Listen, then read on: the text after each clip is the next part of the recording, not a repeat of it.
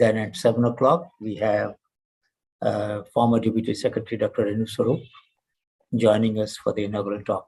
So any question that you have about this, or about the assignments, or about the pedagogy that we are using, or anything else that can make this course more useful to you? Anybody? Sir? Yes, go ahead. Sir actually आपने sir assignment में बोला था कि try to do home experiments. Yes. Sir what type of experiments? See, मान लो कि कोई bio waste है. If there is any bio waste around you or in your home, I'll give you one example. आपने केड़वा सुना है ना, जिसके सुगंध आती है? Yes sir, yes sir. Orissa में एक गांव, एक हमारे बीच पार्टिसिपेंट था, नाम उसका अभी मेरे लोग बताएंगे. Amar, please check the name of the fellow. So he was a BIIS participant, and he found a lot of waste of that. When you extract perfume out of that plant, the bio waste is thrown around and lies unused and cause pollution. So he thought, let him try and see the biofertilizer functionality or ability of this bio waste. So he did an experiment on different vegetables, gourds, and so on, and he found tremendous response. And that led to a whole new chapter in that region. I mean, it is not just for his experiment will affect his family. The whole region will benefit now because they will be able to sell this waste as a biofertilizer. So this is one very good example of a BIIS project which has a potentially very large impact on the communities around. So if you tell me some such resource which is underutilized or even unutilized sometime, that is one possibility. Another student did a project, BIIS participant. He said, I wanted to do various kinds of microbial cultures, culture them at home. Where will I get media? So he looked at different soup of dal, which is a very rich source of protein and minerals, as a media. And with a mixed with rice starch. And he found very good response.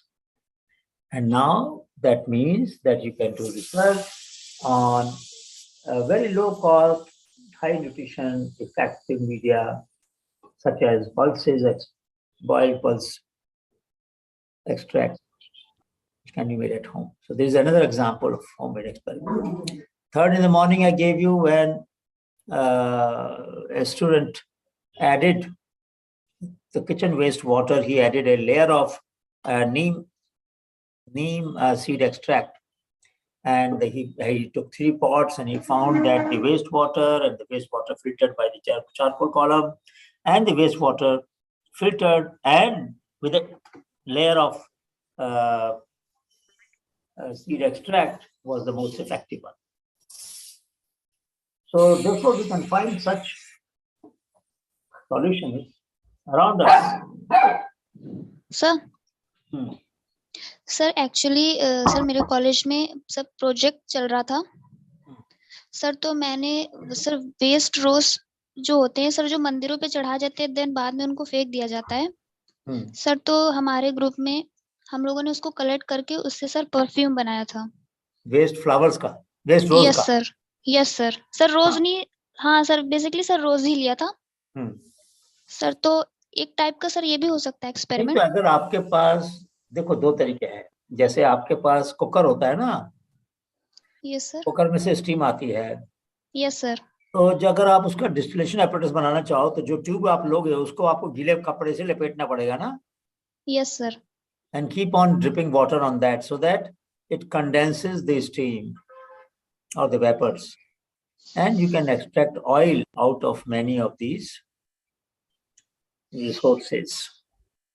Rose is just one, there could be others.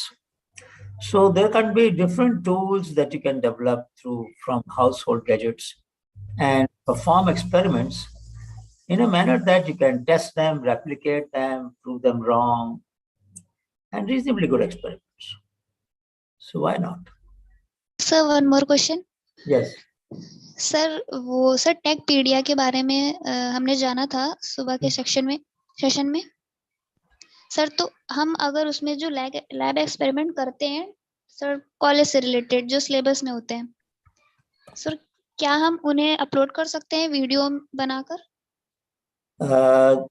Not a bad idea. हमने कभी सोचा नहीं है कि हम, but you know there are many journals which are now recording videos of the experiments. We can consider. Let me show you what it has already. So just 1 minute.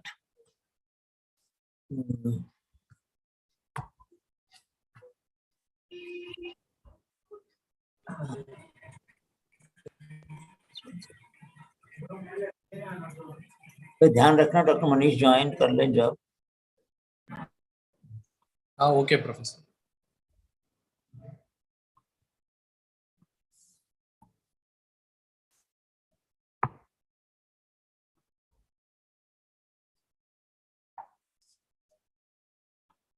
So here is the Techpedia. You can see that. So let us say, what did you work on?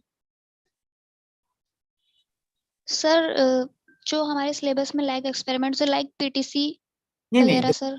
जो we don't publish here known concepts through known methods with known results. No, that is not worthwhile. Okay sir. If there is a project that you have done which has involved some experimentation where little information was there but not much, and you develop some more information. So which area do you come from? Which branch of science? Sir biotechnology. And let's say we look at algae. Okay. So let us see. How many projects do we find? So therefore, there are different studies on harvesting of algae from exudation pond effluents, removal of algae from water from IIT Kanpur, algae by induced flocculation, treatment of fertilizer waste by algae bacterial system, algae and fungi in acid mine drainage environment, etc., etc. Bioabsorption of lead from aqueous solution by green algae, Spirocha species equilibrium, etc. from IIT Roorkee, and various other projects are there from IIT Bombay. Cooling water problem of scalar corrosion and algae. Sometimes जो water problem की जो pipes होती हैं उसमें algae develop हो जाती है corrosion की, उसको कैसे कंट्रोल करें. So there are different kinds of mainly on blue-green algae, but there could be others also. So you can see that there, on any problem you go, out of 200,000, there is a possibility that you might find some projects. So point is, these projects will help you to do something different, something better. You will not repeat what has been done. So if you have a project which involves some innovative... has joined us, Professor. Okay, joined, all right. Some innovative method, material, or application. Method, material, and application or delivery system. Out of the 4 dimensions, if you dichotomize them into old, new, old method, old material, new material, old application, new application, old delivery system, new delivery system, or old business model, new business model, one of the 4 should be new to be called as innovative. And that's what we would very much wish. थोड़ा सा elemental, उसमें innovative streak हो. So I welcome Dr. Manish Dewan. Manish, आ गए? Manish? Yes, thank you very much there. So I will not even take 1 minute longer because your time is precious and we have only 20 minutes.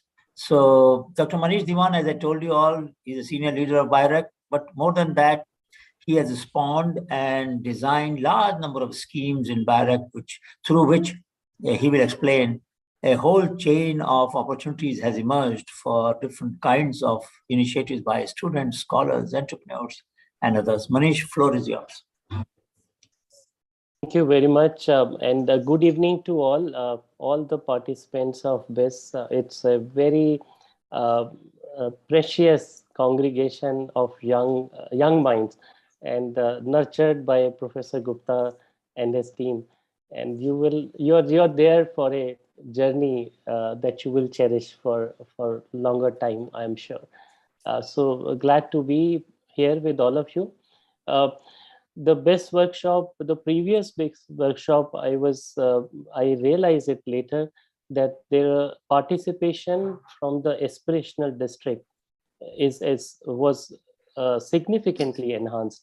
So I'm not sure how's the distribution this time.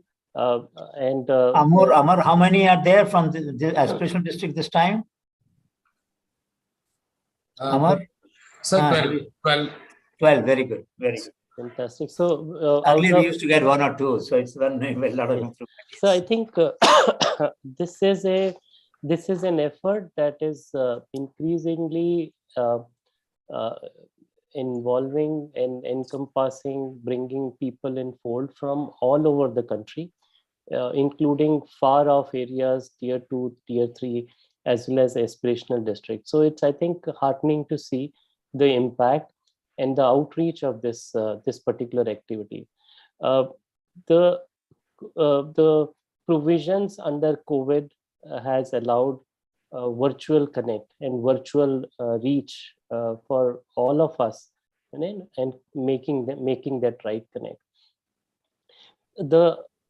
The intent for organizing the BIS workshop is orientation for the biotechnology entrepreneurship for students, scholars at an early stage, where we come up with fresh and naive and unbiased or unperplexed perspective that may be trivial to us, but may at times become unique, and that can lead to something which maybe others would not have thought, but your perspective can add a new dimension and new perspective. Often things, when looked at in a simplistic manner or broken down in smaller units, it clarifies the situation, helps to clarify the situation, and that is something which which is unique, and if groomed under the mentorship and exposure to the experts, can actually propel a forward thinking as well as a culture which can eventually be ingrained, inculcated in the young minds, and you become the first hand experience holder to that. The best program under this effort, you probably would have noticed that there are 56, 57 sessions, and all bringing together experts, people who are unique in their who would like to share their unique experiences with this cohort. This is something you probably would realize that you don't find that thing very often across horizons. If you attend a conference, a meeting, there's more formal interaction, more formal uh, subject matters that get discussed. But here, along with that technical exposure or mentoring exposure, there is element which is personal experience sharing and learning sharing, which are not common. Even we spend years together with the experts, interacting with them, but that side, the inner side of them, doesn't come out very often in the public meetings and public forum. But this closer interaction with this particular BIS cohort under Dr. Gupta's guidance and nurturing, uh, he is able to bring out that special perspective for everybody. So I sincerely wish that you will cherish that. I think the broader concept of this workshop is that all the participants are typically distributed in various parts of the country. So you are already getting exposure and training in particular subject matters of your choice in whichever stream you are working with. Often we would realize that the technical knowledge of one subject may not be comprehensive, and it interjects other subjects at various lengths and breadths. So one piece which evidently comes out from these 50 plus sessions is you will get an exposure for the interdisciplinary very nature of the biotech sector. And biotech sector is little more deeper, connects being bio, it connects life. And when life comes into the subject, it brings two aspects. One, that you can connect with something which is tangible, abstract, at the same time amusing. The nature is the beautiful example for that. So and there is a dimension that that it is critical. It is very important, because there is a life or a health, or no, the benefits to risk ratios are also very, very extreme. The biotech sector, as I said, that being little bit complex and interdisciplinary, it is important to understand that dimension, that in case you want to create biotech related or oriented solutions, what would you be rightly equipped with? What are those things that you should be equipped with before being able to convert solutions that are in mind or in ideas to practice, and make it operational, make it usable. And for that, what all kind of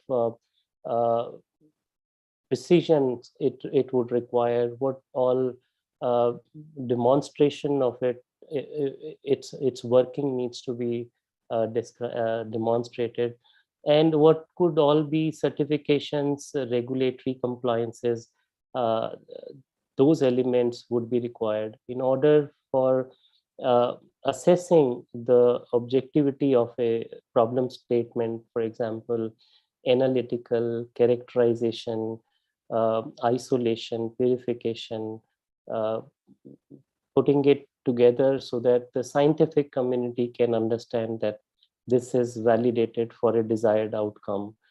Bringing in different disciplines, for example, engineering aspect, commerce aspect, uh, ability to connect with the uh, societal roadmap, the art of conveying, art of creating a beautiful story, beautiful theme around it, so that it becomes acceptable. And the funding elements, where all you will get funding to source such an activity, so that it propels in a forward direction. Um, I think you would have heard about the startups, the growing startup, fascinating story that India is the largest nation for very large number of startup, third largest nation which is hosting startups at the World Forum. We have about 60,000 plus startups now in the country which are registered. The the number of unicorns, which company which is achieving more than $1,000 of valuation, the number of such unicorns getting added and getting mature from the startup ecosystem of India is increasing year on year. Last year, we added 42 unicorns in the ecosystem, and today we have about 82 unicorns from India. So the growth story of startups and the ecosystem is progressing in the rightward direction.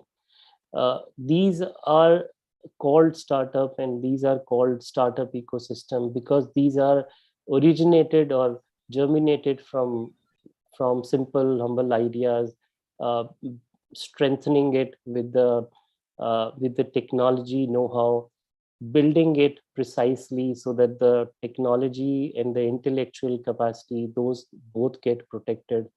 And with an exposure of funding, compliances, meeting compliances, regulation, they've been able to connect to the users and able to bring a solution that is relevant for the customer base. And there is an acceptability that not only one kind of user, but a breadth of user from different background, different businesses have been able to utilize the solution. So there is an inherent acceptance of the solution that has been created, as well as there is a inherent quality of that solution, that it is scalable. That is how you will expand the businesses. And the strength and the ability to bring things together, quickly translate and put it on the motion, that is the real power of the startups. To work in an agile manner, quick to move, quick to decide, quick to move forward in the directions, just like जैसे पानी बहता है पहाड़ से नीचे आता है नदी, तो whichever obstruction you have in front of you, there is so much of push that you don't stop flowing, but you actually find ways to go around that problem, solve it, and continue your journey in the rightward direction. So these startups, these entrepreneurs have that extra will, extra energy, and the right sense that we need to move forward. And given the element of curation through the mentorship and access to the right environment, right infrastructure, that is what I think the essential ingredients of the ecosystem. BIRAC, I represent Biotechnology Industry Research Assistance Council, in short BIRAC, which is a public sector undertaking under Ministry of Science and Technology, under Department of Biotechnology, to promote that segment of innovation and help translate the innovations into developed product, just like large industries would do. But the number of large industries in the biotech sector, you would all relate to, they're very small. So the intent is that we create that and we enhance that base of the industry, the biotech industry in the country. And by expanding that base means that the number of products which get churned out or produced and sold, and types of products through this industry, becomes larger, and should be able to address large number of unmet needs in the country. And we see that the unmet needs are very diverse, dispersed. You have problems or solutions that you would want from national metro cities, for example. You have traffic difficulties, so you need to create flyovers, metros, faster transits, etc. But once you look at, let's say, in hilly areas, you don't want flyovers, right? You need electricity, water supply, education, health access. So the problems, priorities, and the type of solution for the same problem would be very different from geographical location, from cluster location, from cities, tier 1, tier 2, tier 3, smart cities. So you name it. I think we have names, fascinating names for all such dimensions. But the fact of the matter remains that India is such a large country, and with 1/6 population of the world, there are many opportunities that we would like to, we need to address, and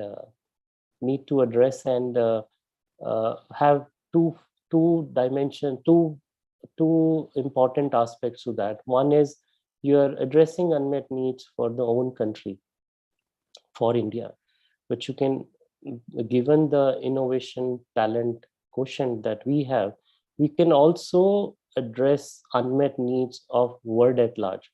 So you would have heard that go for local, but also go for global. Make in India, make for India, make for world, like that. So I think your imagination is the limiting factor. There are provisions, there are enabling provisions, including this activity, And I think the journey that you would have in the next 3-4 weeks, you would realize there are many aspects, many opportunities which are sitting to be tapped, and you can reach out and connect. The incubation center at Srishti, the leadership at Srishti, Professor Gupta and his team, the BIRAC team, and the associated departments, agencies, we are all there for support and help you navigate your journey and take things forward. You can potentially become job creators rather than job seekers, and associated relevant uh, um, uh, feathers that you can carry in your cap. So we would like to wish you good luck for that, and the next 3 to 4 weeks of exciting journey is waiting for you to get unraveled, and I think the team would be very happy to take you through for that. So I'll stop, Professor Gupta, here. And Dr. Renu Soru has joined us. Thank you, Renu. Very nice. Sorry for the confusion. I'm becoming forgetful, and sometimes I confuse when is my class at starting, and sometimes. No, that's fine. I was only hoping that I don't get late. No, you are in time. You're absolutely in time. So I So think I Manish- just made it on time. Wonderful. Glad to see you again, ma'am. Yes. How are you, Manish? Good to see you also. And Manish just gave an overview of what BIRAC does, how this program is trying to reach not only the interior, but the aspirational district. We have 12 participants from aspirational district this time. Okay. And we had, I think, 17 in the earlier batch who were selected. Okay. But some could not join or could not continue because the network connection is also weak in those areas many times. So well, let me introduce my dear friends, Dr. Renu Soru, former Secretary, Department of Biotechnology, very eminent scholar, is serving on many panels, national and international. She has also initiated, she was the first MD and then the Secretary Deputy. So in some sense, the DNA of BIRAC was shaped by her open attitude, open innovation attitude, very inclusive personality, encouraged every word. So in terms of leadership development at BIRAC, I think her mentoring helped in decentralizing a lot of activities and making them all connect. Otherwise, there was no way that in 2012 to 2000, say in 10 years, which is now, this year is a decadal year of BIRAC, almost 200 startups and more than 200 maybe startups have been supported. Large number of companies have come out. During COVID, her leadership proved that India, despite all the constraints of logistics and travel, could not only produce vaccines, of course, which all of you know, but also diagnostic kits, RT-PCR, as well as other, including CRISPR-based technology. I mean, we were probably one of the first to have CRISPR-based diagnostic tool, apart from the antigen-based test. So, Renu, I would not take more time. You have inspired generations of scholars and students. You have been with us in various BIIS. This time, again, we have very large participation of students. 46 are here in the morning. There were about 53. Some may not be able to join just now, but they will. A few had taken permission because they had exam or something. So these students represent some of the best we have in the country in some sense. They are initiative driven. We had more than 265 applications, I think. Amar, you can correct me. And then we selected 65, of which 53 have joined. This is the way, and each BIIS is receiving tremendous response. We are very gratified. Now the students want to come back and work in the lab, and we are discussing this with BIRAC as to how do we bring them so that they can do hands-on as well. So, Renu, over to you. We're very inspired. We're very grateful to you for that. Thank you very much, Professor Gupta. And as always, it's always a pleasure to be with you, with all the young students, and especially in this biotechnology innovation ignition school that you started. A very unique concept. And I know that when BIRAC engaged with you in this concept, The whole purpose was that how do we ignite these young minds, which is the basic philosophy of BIIRAC. Ignite, innovate, incubate is the tagline. Now, how do you really ignite these young minds and get them attracted? So it's a pleasure to have all these students here, and I hope you're going to start your 3-week session today, and I'm sure and confident that you're going to find this as a very, very useful, very unique school that you're going to join for 3 weeks. That's going to take you through what innovation is, how innovation is going to impact society, and most importantly, the role that these young students play in taking forward the whole innovation chain that we have tried to create within the country. Because this really has to be a continuous process. And as Professor Gupta, along with the whole Shrishti team, the BIIRAC team, is churning out these young minds to get into this innovation chain, I think it's important that we focus our attention to try and seeing how India can then exploit this wonderful potential to our best by saying how does India really not only just move forward in the innovation ranking, but how does India really become one of the global best in terms of innovation? And how can we do that? Innovation not only in terms of the innovations we've done, but the innovations with the impact that you create. And that is going to happen only, that whole change is going to happen only when young minds like these young students here are going to take this up as a mission.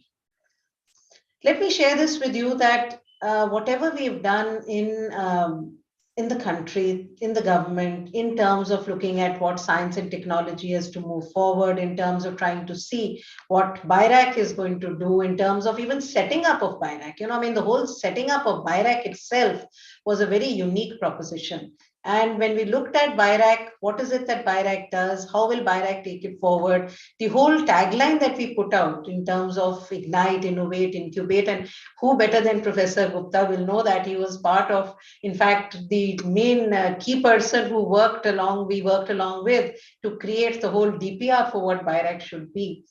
At that point of time, we were very clear on this, that biotech as a sector, while innovation is required across the country, but biotech as a sector needed it immediately. There were two reasons for it. One is that biotech is a new sector which is coming. It's got huge potential. It's a multidisciplinary area. It cuts across all sectors, whether it's health, whether it's agriculture, whether it's clean energy, environment. So biotech really needs that. And the second most important aspect was we had, over these many years, the government had, through the Department of Biotechnology, set up a very robust foundation. And this robust foundation of biotech had been set up across the country through the Department of Biotechnology, which was set up as a separate department in 1986.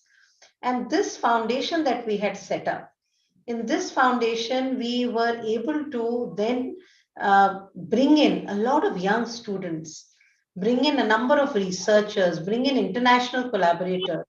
So we had the researchers on one side, we had the ecosystem on one side, and then we had the potential of the technology on the other side. It was important now to connect this. And this really happened now through these various programs and schemes that we've launched. And of course, BIIS is one of them. And I think the concept that Professor Gupta and his team have brought in through this ignition for innovation is very unique. As he said just now, you sort of, all of you who've come in here are, sort of gone the best because you've gone through this whole series of screening, etc., and put in your best foot by saying this is your interest, you put in your intentions. And now through this program, you will be able to come out as what we see as our ambassadors for change. We see you now as taking this baton forward and moving to not only your own locations, but also attracting a large number of students who interact with you in your colleges, in your districts, in the society that you are, to be able to take this message of change to many of them. Having said all this, I think what is important then is, let us pause for a moment and see what really is that ignition that is being given to you. We say basically it's an innovation ignition. So a key question we would ask then is, what really is innovation? What do you call as innovation? Is innovation something that only happens in the cutting edge, high-end technologies which sit in large laboratories to be able to come out with some products which are only attractive to the global market? Or is it innovation that we do at the grassroots level, which impacts our society, which is for a day-to-day need? I think it's a combination of both. It's basically looking at new ideas. And that's why the word ignition. So we are igniting new ideas in you. You're trying to see how you take it across this whole value chain of product development or translation or whatever you may call it.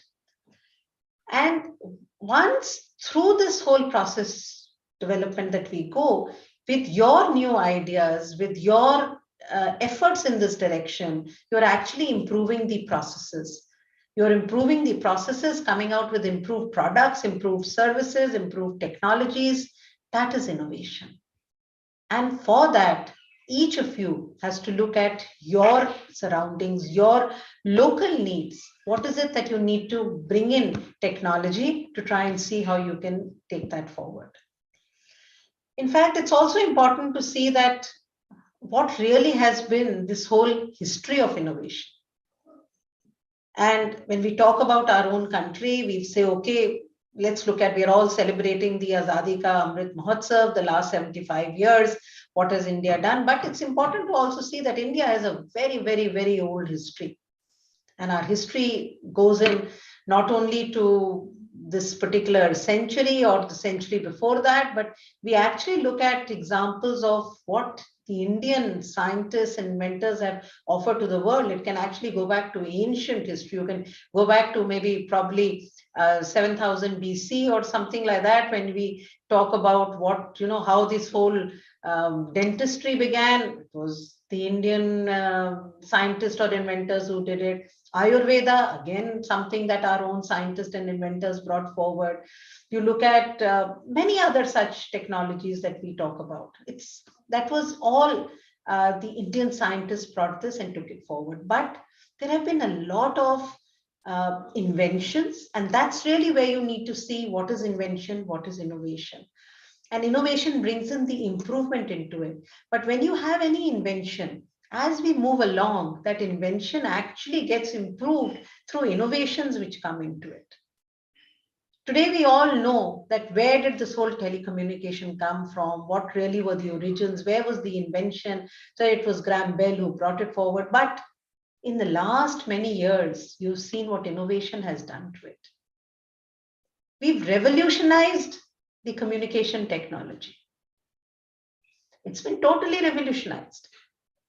Today, many of you young children, when you are sitting and through this Zoom call, we are virtually connecting across the country, across the world, across the universe, you would not even be able to imagine that only a few decades back, we did not even have access to the internet.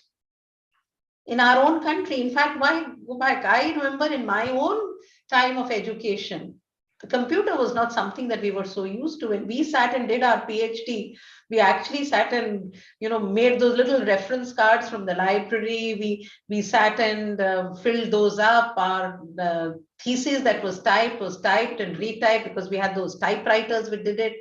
So it's moved. That's really where communications, computer technologies, healthcare. You look at how we've really changed across our healthcare environments. This time, what COVID has done to us is not only looking at how many new inventions had come in for vaccines, but it's how all our scientists, all our researchers used existing technology platforms to, within a period of 12 months, give us vaccines.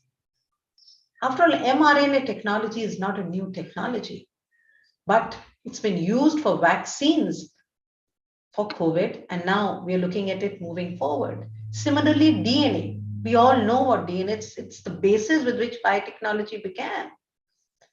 But who would have thought that we'll use the DNA technology to develop vaccines for COVID? So this is where we are talking about how things change. But how does all this happen? Where is it that we are bringing in these new technologies? How does the mind move towards saying, what is that new idea that we take forward? And that happens mainly through the innovation, through the ignition of the innovation that young students like you take forward. It's also important to see how these, we keep talking about industrial revolutions, we talk about the biotech revolution, the agricultural revolution, the space revolution. I mean, we all know that many of our Indian scientists, our Indian stalwarts have actually contributed greatly to that. All of you know that if today we are globally recognized as strength in our space technology and space program, we know that we have the likes of Bikram Sarabhai and others who have contributed to this. We know that this has been a mission that we have taken forward. We talk about the green revolution. This came in because there was a famine in the country. And to overcome that requirement of bringing in food security, how do we become self-sufficient in our security? Dr. Swaminathan, along with Norman Borlaug, launched the Green Revolution. So there has always been either a necessity, but there has always been a way in which we have looked at how new technologies can help us to come immediately to what we would want to respond to in the needs today. And that's really where I brought in the COVID example to you. And Professor Gupta has just referred to the Covet Diagnostics. Now, diagnostic kits is not something that comes in or that has suddenly been discovered at the time of COVID. We all know diagnostic kits exist. There is an RT-PCR technology, which again was an invention, and then we kept making it better and better. But what did we do? Our scientists were given the challenge, our young startups were given the challenge, and their challenge was, can we make indigenous diagnostic kits? In 60 days, we became self-sufficient in kits. We were not even producing one kit in a day. And within just about 2 months, we were producing over 10 lakh kits per day. There was a lot of innovation that went into it, using existing technologies, looking at where the reagents which were being actually produced for other experiments could be brought in for the COVID diagnostics.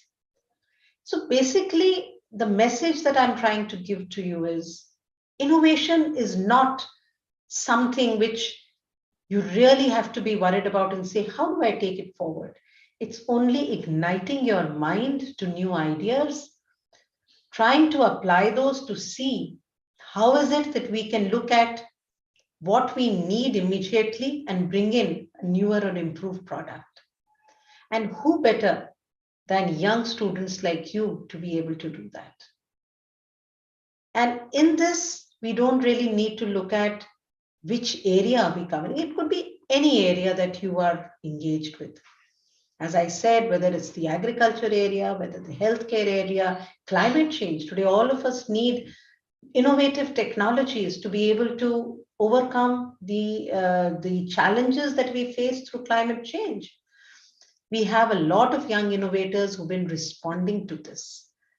BIIS has a wonderful history and they can share their journeys. In fact, Professor Gupta had documented it a couple of years back, and that was really the stars of BIIS. And this whole program that we call Sitare is really that. It's really taking these young stars to become our future innovators, our future entrepreneurs, our future industrialists. We've all very recently celebrated the National Science Day. And I'm sure all of you know the significance of why do we celebrate this National Science Day. The National Science Day is, of course, dedicated to Sir C.V. Raman, who was awarded the Nobel Prize in 1930, and a Nobel Prize in Physics. And what was it for? For the discovery of the Raman effect. And you all know it's the scattering effect that was there, and that brought in not just the immediate technological applications in terms of the wavelengths that it looked at or the energy state transitions. But today, when you look at the application of the Drummond effect, even some of our high-end technologies that we're talking about, the quantum technologies, their basis actually comes in from there. The spectrometries, a large number of them. You can list them out, what really are the applications of that invention which came in there. But today, when we see, how was that driven? It was driven by curiosity. It was driven by a curious mind of Sir C.V. Raman. But let me also say this to you. We know that we have a large number of Sir C.V. Ramans sitting in our own country.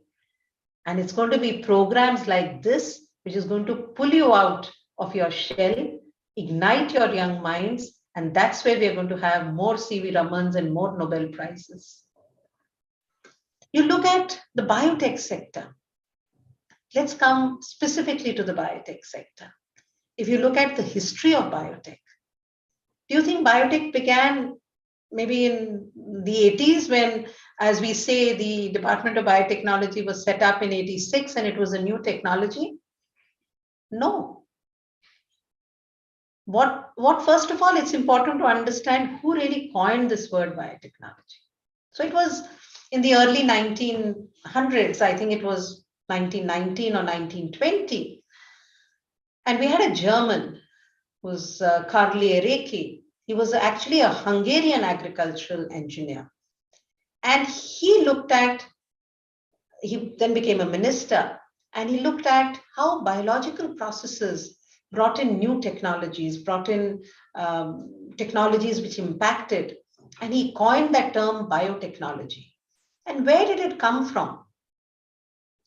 All of you know this, and I'm sure Professor Gupta in his laboratories, in these young experiments that you do, it's going to have, because I know that Shishti and them, they've got a very good microbial repository. We all know what role that microbes play. And it was years back that human beings had actually started using microorganisms. You all know how alcoholic beverages are made. You all know how cheese is made. You all know how we preserve these dairy products, make bread. It's all with this, microorganisms that we do. What was that? It was all a process of fermentation. That is a whole process which actually involved microorganisms. That is really where the basis of biotechnology began. Now, that moved on. And so there was an ancient biotechnology where we looked at thousands and thousands of years back, maybe I think somewhere in the 8,000, 10,000 years back, 8,000 or something BC. Then we came in to what we called the classical biotechnology, which actually looked at these fermentation processes moving ahead. And then we came into the 1900s and where we are today. You know that we had in, I think, 1953, the double helix revolution that came forward as one very big invention, which today is the basis of the biotechnology that we move on, the DNA structure. And that is what has played a major role for us to move forward. So from that basis, but when you look back and see all these scientists who contributed to seeing what processes are, to seeing how you could improve them, how you could apply newer technologies to it. They were all young scientists, young students who were working on these areas. You're no different. You are our young future who could look at what really could be those technological advancements which you interface with what we need today, what are the human requirements today, whether it's in medical or in agriculture, and try to bring in that newness into it. That comes as an ignition of the young mind. There is one saying that we have of Sir C.V. Raman. Since I was talking about Sir C.V. Raman, it's important that I refer to him. And that saying is that as you look at any natural phenomenon, that natural phenomenon that you identify or you take forward, very soon that forms the basis of some new area of knowledge that gets generated if applied with a lot of dedication, and that moves ahead. Now, you look at what Newton had done from the laws of gravitation. How did that all happen? How was all that really brought forward, which today plays such an important role for us? It was mainly because he saw an apple falling. He saw an apple falling. It gave him the ignition to try and identify what is it that has got this apple to fall. And that was the basis for the laws of gravitation, which today are so very important for us as we move ahead. So what I'm really trying to convey to you is you don't really need conventional theory type, experiments which can take. The ignition has to come from you. And I think this is the uniqueness of this biotechnology innovation ignition school, where the school allows you to interact with a large number of people. And I know in this 3-week program, you have a large number of very eminent scientists, researchers, senior people who come and share their experience with you. This helps you to ignite your curious mind. And each of you would have a very different inclination. Everyone would have different ideas that they want to take forward. I think this gives you a platform to be able to take forward your curiosity. And I was pleased when Professor Gupta was saying that now I know that, of course, the discussions with BIRAC have been moving forward to see how we could set up this Bharat Ke Sitare, and in that Bharat Ke Sitare set up laboratories which allow you to do hands-on experiments. And this is going to be very key to take forward your ignition program, to take forward your innovation program that you move forward. We have, in these many years, now tried to not only inculcate the interest in science in young students. The Department of Science and Technology, the Department of Biotechnology has started large number of programs for young students where we go to the aspirational districts, where we started especially for the girl students, helping them to get into engineering colleges. We've started Vigyan Jyoti, we've started Vigyan Pratibha. These various programs have started. We've then started star colleges, again, to bring in some quality education in terms of biology and biotechnology. This particular program that you are attending today, you are the cream of the selection that has happened to be able to come forward. Now, what is important for us to see is that when you conclude with this program of 3 weeks, what is it that you're going to take forward? What is that message that you're going to carry?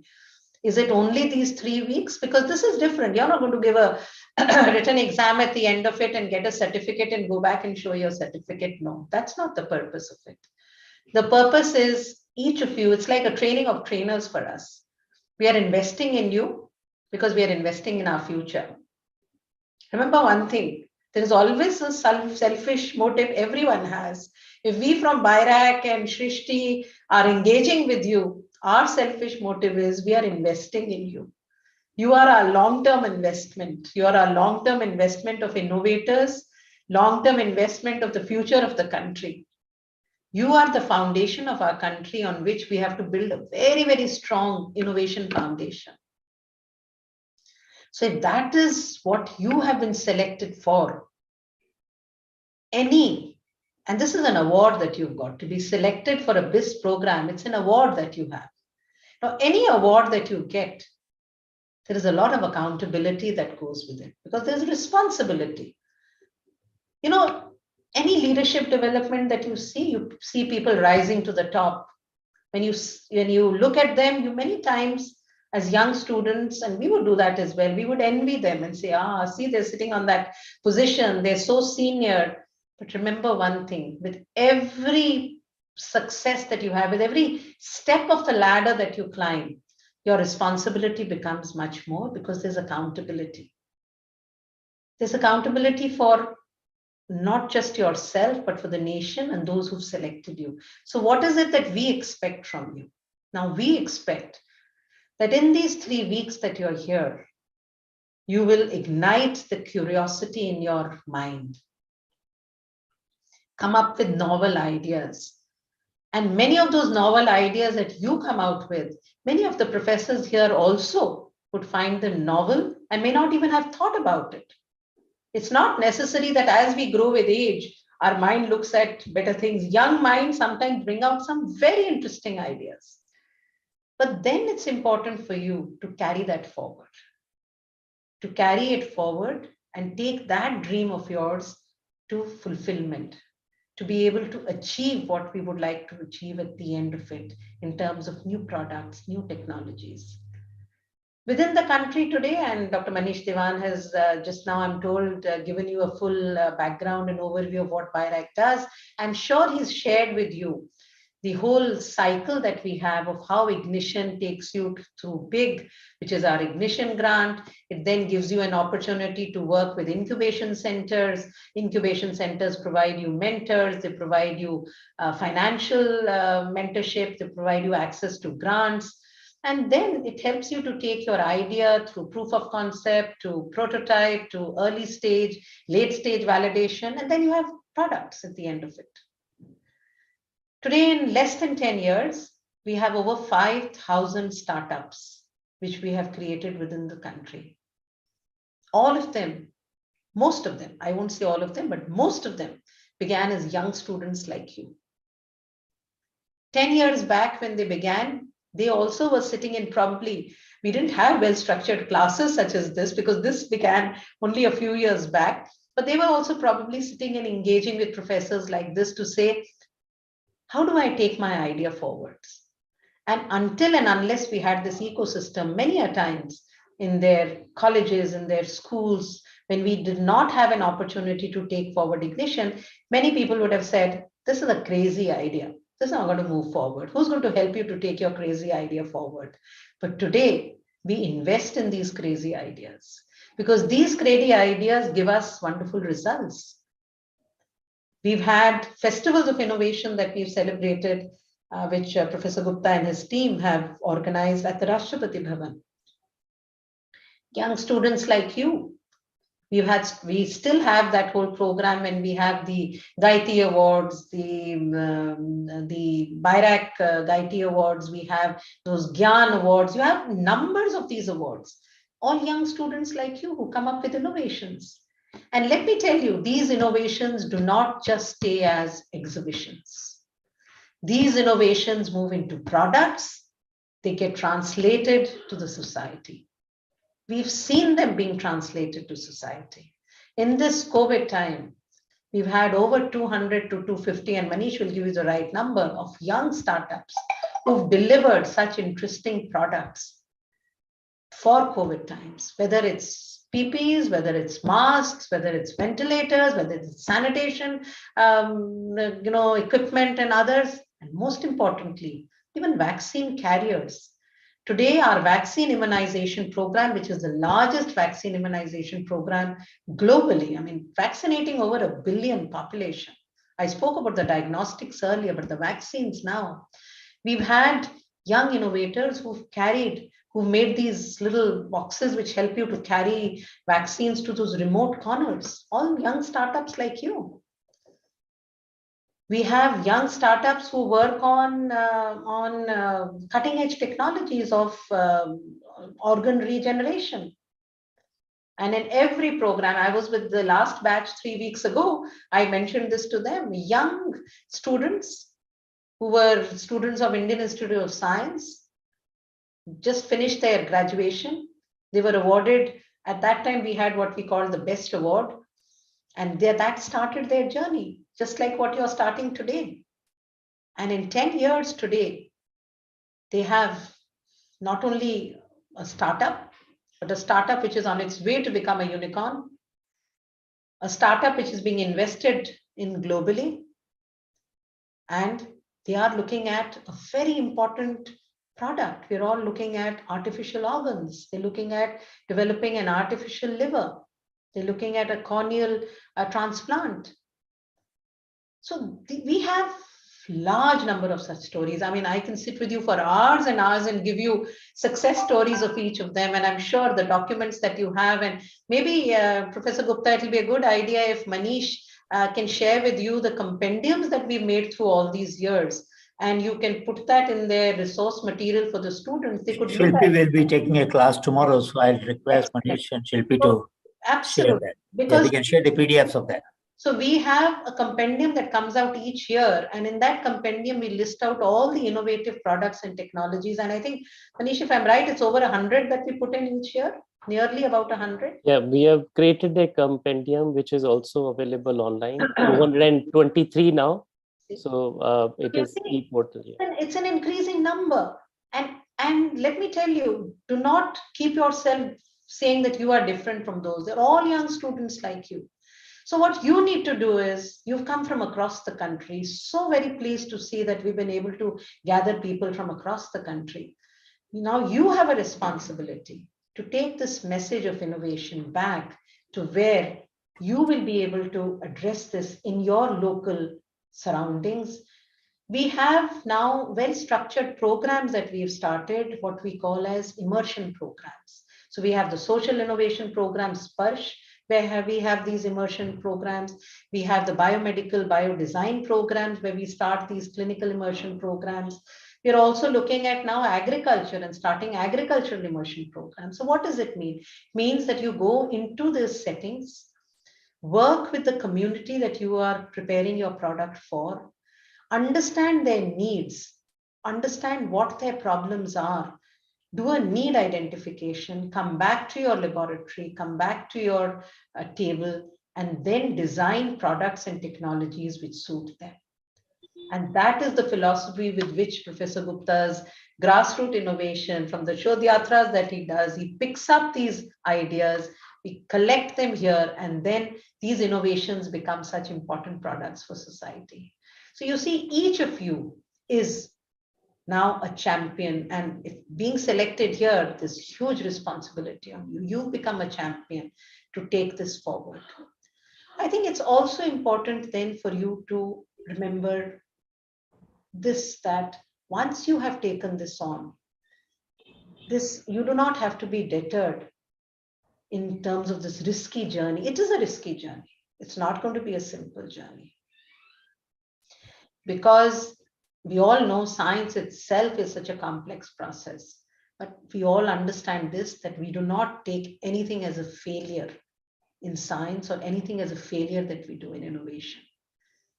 Whatever we do, when we do not get the desired results, it's a learning. It's a new learning. It takes us back to the step that we were in. We bring in the changes to move forward, and then step on to the next step of the ladder, which takes us to the ladder of success. That is what has to be your determination. That is to be your conviction with which you will be able to take forward this whole challenge of being able to complete this innovation chain, as we call it. As I said right in the beginning, this is like a sort of a relay race where the baton has been handed over to you. This baton has to pass on and on till it reaches that finishing line. We cannot let it stop anywhere in between. And you today are holding that baton. So it gives you that responsibility to be able to take it forward. Today, we have a large number of incubation centers in the country, and we've had a lot of discussions with Professor Gupta, and I think now we are on the way to taking this, as we would always call every lab as an incubator. And I think each of your laboratories is your incubator.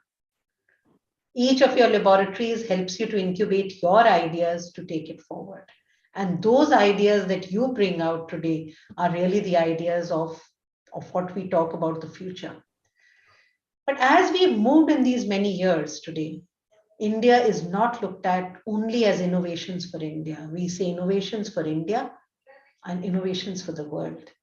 Today, we have very successful examples where innovations which we've developed within the country have crossed the borders, and they have been deployed in other developing countries. Even not only developing countries, we have access to markets now in our Incubator Connect programs with Europe, with US, with UK. So the whole call that was given by our Prime Minister of an Atmanirbhar Bharat, it was a self-reliant India, reliant for India, but products also for the world. And I think those are the innovations we are targeting. So you are, once again, as I would say, towards a conclusion, are at a very, very important stage of your life. You have been selected and given this award of this scholarship for this school. This brings in a lot of responsibility for you. A couple of years down the line, when we look at our list of innovators who succeed in terms of our products and startups, many of you will be figuring in that, and that gives us so much of pride. Today, when we look at our biotechnology ignition grant and we look at those who've been selected for it, many a times the team would come and say, well, these are the BIRAC IT award winners who have moved. And they very proudly, they put that in their CV and say, BIRAC IT award winner. Because that was the first step. You can't forget that first step. That's the step that led you to moving into this ignition grant. So from here, your appreciation award, your full award. So it moves, you see, from 1 lakh to 5 lakh to 15 lakh to 50 lakhs to 1 crore to 50 crores and then beyond. But it's not the quantum of the funds that you get. Remember that. It's the acknowledgement that your idea is now moving. So whether that fund is moving from 1 lakh to 5 lakh, it's like a a screen that you have before you, where you know what you're already aiming for. The sky is of course the limit, but you're aiming for that. So you see your own dot moving around that radar. And I always say, when we were looking at the COVID vaccine development, in fact, I was just talking to somebody 2 days back and they were asking me, ma'am, what was your experience when the COVID vaccines were being developed? How much of satisfaction it would have given you? Because a country having a portfolio of nearly 7 to 8 technologies, today having 6 vaccines which have been developed within the country with emergency use authorization, they've all come from industries and young researchers who maybe began their journey 10, 20, 30 years back like you. So I was telling them, I said, I had a sort of and Manish and all would know that, I had a sort of a dashboard on my table or a computer, and that dot would move from preclinical to clinical to phase 1 trial to phase 2 trial, and the immense satisfaction it gave us. Each time we saw that dot moving, and when finally it crossed that emergency use authorization, it was a matter of such great pleasure for all of you. The thrill that you get in each success, it's like you need to sort of experience it to then it becomes a habit, and you want to get more and more of it. And that's really what your nature should become. You need to get that success to be able to take it forward. So as I said, Mr. Gupta, I can go on for hours and hours and hours with these students, but I think I would like to conclude. And in conclusion, I like to bring to you a saying which Swami Vivekananda used to say. And he said, you take up, I may go wrong because I don't have it written before me, but it's only in my memory. But this is not that's why I'm not saying I quote, because I'm telling you what the philosophy of that saying of Swami Vivekananda was. He said, take up an idea and then just make that idea into your life. You think about it, you dream about it, you live with it. You let every part of your body just keep becoming a part of that idea. And once that becomes into you as your part, that is what is going to take you to success. So it's really that determination, that conviction with which you say, this is my idea and I'm going to succeed. All the success that you saw in all these examples that I gave you, whether it was Sir C.V. Raman or whether it was looking at Hargobind Khurana or looking at any of the inventions that we've talked about, this is really the dedication, the conviction with which they have taken forward. So young students, I think my only message to you is, first of all, congratulations for having chosen this wonderful path of innovation. And the other thing is, you are destined to succeed.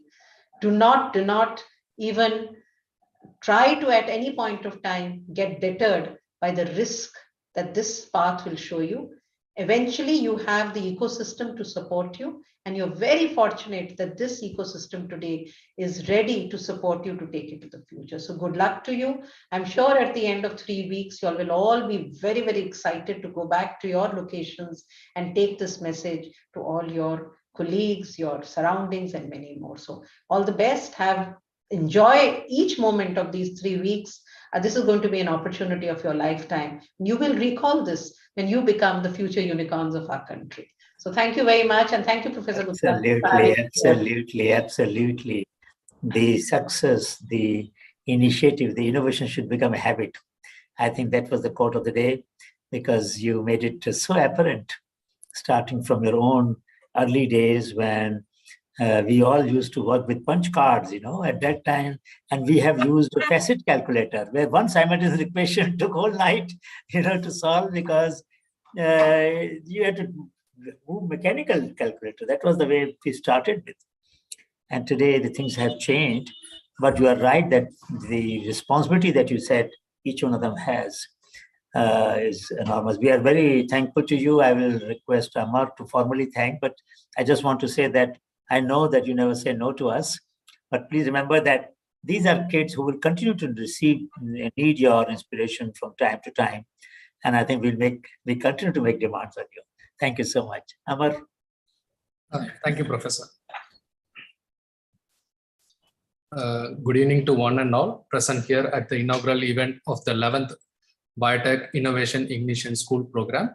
On behalf of Srishti and BIRAC team, it is my privilege to propose a vote of thanks on this occasion.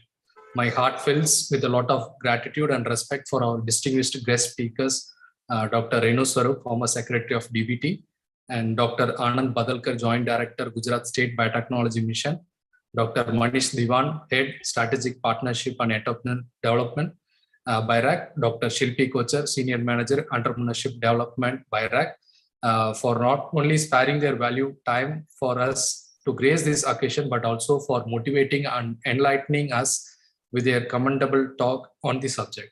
I would like to thank our beloved Professor Anil Gupta for whose leadership and vision shaped this project from day one.